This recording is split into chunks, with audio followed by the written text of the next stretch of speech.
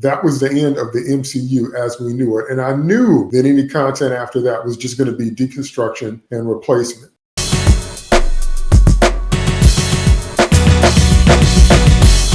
What's up, y'all? DT2 Comics Chat here. We're going to review Secret Invasion, Episode 1, Resurrection, an MCU series on Disney+. But first of all, I have to do some full disclosure stuff. First thing is, I have not watched all of the Disney Plus shows because I have no interest in them, because I knew what they were going to do. The only one I did watch was WandaVision. I knew what they were going to do. They were going to deconstruct the characters that we loved from the movies and most likely replace them. And in terms of all the male characters, they were going to replace them with female versions, which leads me to number 2. Marvel, MCU, Kevin Feige, whoever, they don't want to understand that they sold us on those original group of Avengers.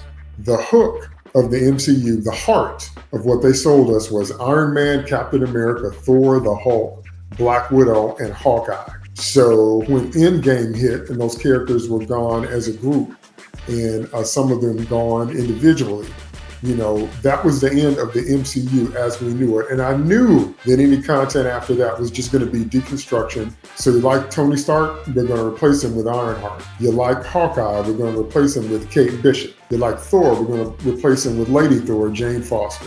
You like Captain America, we're going to replace him with Captain Carter. Or some other female with a super soldier formula. They will never give us a male Black Widow though, but that's another conversation. So I knew what was going to happen. So I refused to watch that stuff. They replaced Captain America with, Sam Wilson, Black Falcon America. And so, the Captain Carter was part of the What If series. Now I did watch that too. I watched that because What If was always one of my favorite lines from the comics, but I knew what it was going to be. And it was exactly what I thought it was going to be, which is not alternative realities, but trashing and bashing, because that's what they do nowadays. So Feige himself made a statement that by the time he was done, he was going to replace all the male leads with female leads or whatever. So we already know all that is what's going on. Third thing I have to say before I get into the show, they are clearly trying to continue that larger momentum, but they don't understand this format does not lend itself. And so the show kind of addresses that, but it's not the same thing.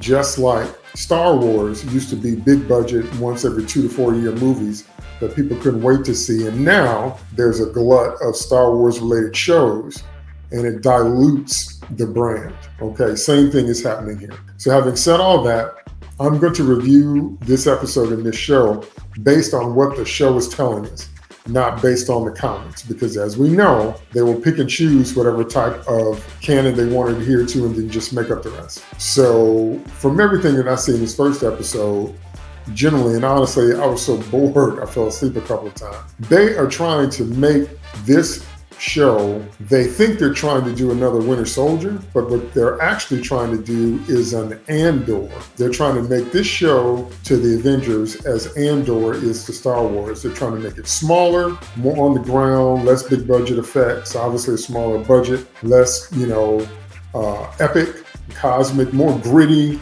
darker, they want to show us that the stakes are high and all that, and whatever. The problem this show has right off the bat is a lack of familiar faces. We recognize Fury and we recognize Agent Maria Hill. And I also want you to notice that Kobe Smulders was not in the opening credits, which jumped out to me right away. And that was a clue. But in terms of everybody else we meet, if you haven't watched all the Marvel movies and watched all the Marvel shows, they're not going to ring any immediate bells because they have ties to different shows. And we've seen a lot of these people before, but here's the thing. We're not emotionally connected to them. And that's the biggest flaw that I see here.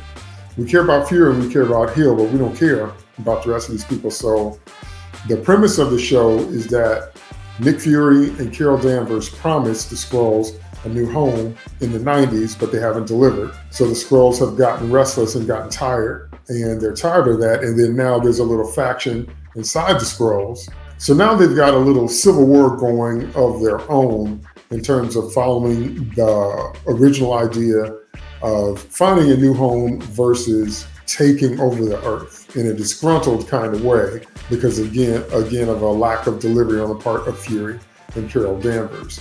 And so I think they're going for intrigue here. We follow Fury, and he very much comes across as old and tired. And there's a lot of bashing of him for being old and tired. You're past your prime. You're not in it like you used to be. The game has changed. You're not the spy you used to be. Over and over again, we get this message. So once again, I told you, these shows are always going to be about deconstructing the characters that we love and thinking that they're going to be replaced or somebody's going to get the new baton or whatever. So the show is a series of slow burn chase scenes where humans think they're finding Skrulls and Skrulls think they're finding renegade Skrulls.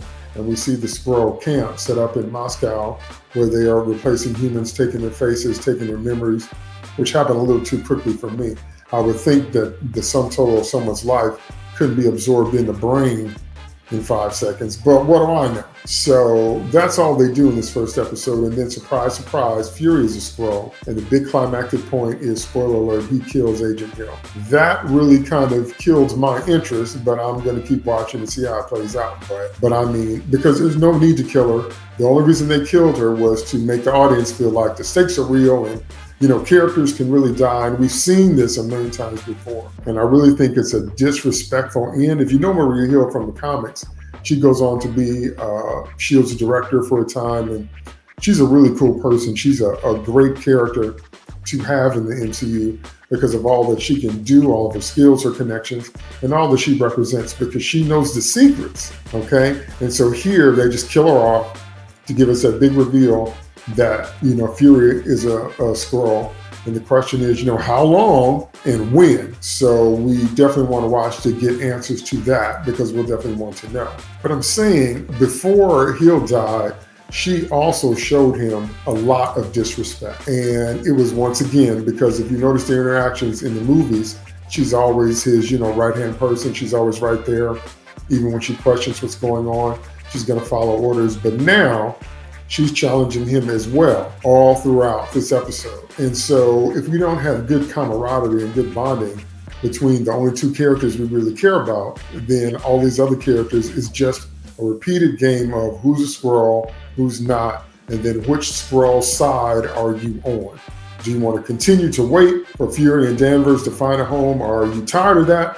And do you want to take over Earth? And everything else is really just kind of details, kind of red herrings, kind of misdirection, kind of smoke and mirrors. So again, I get the vibe that they're going for, but they're not going to pull us in as an audience. So they're not going to pull me in with a bunch of characters I don't care about or that I barely remember from other shows, or once I know that their whole desire is just to destroy and tear Fury down. So I'm really hoping the show has something better to offer as the episodes unfold, because I've read, the comments and the feedback, and it's brilliant and all this different kind of stuff. And of course, they're going to say that. You can't even trust, many outlets and critics anymore because they're going to say the show's the best thing ever. And this show just really had me bored. You got to have characters in it that I care about, and you got to have a storyline that I care about following. And you don't engage me by killing off one of the coolest characters in the MCU. That's it for this review because there's really not much more to say. So I'll follow and see what's going on with this. I just hope. Now, Andor turned out better as the episodes went on, and the last 4 really made it worth the watch. I'm hoping that's what happens in Secret Invasion. I'll see you in the next review.